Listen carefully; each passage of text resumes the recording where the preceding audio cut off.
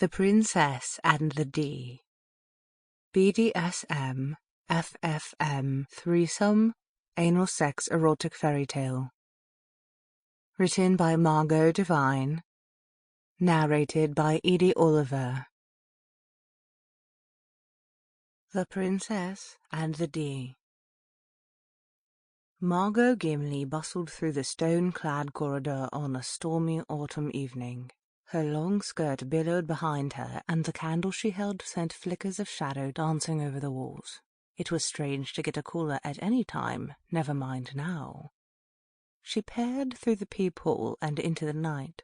A crash of lightning illuminated a figure huddled beneath the porch, rubbing her bare, wet arms. "Who calls at this hour?" Margot asked.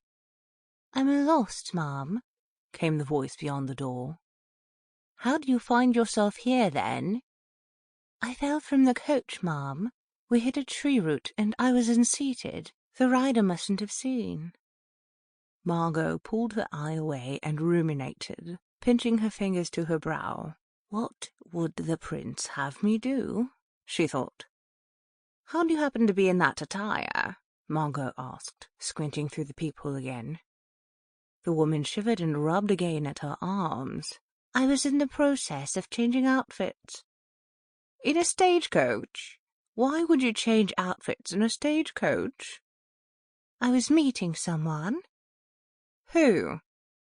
The woman was silent for a moment. She leaned out from the porch and looked up at the sky as another crack of lightning went off.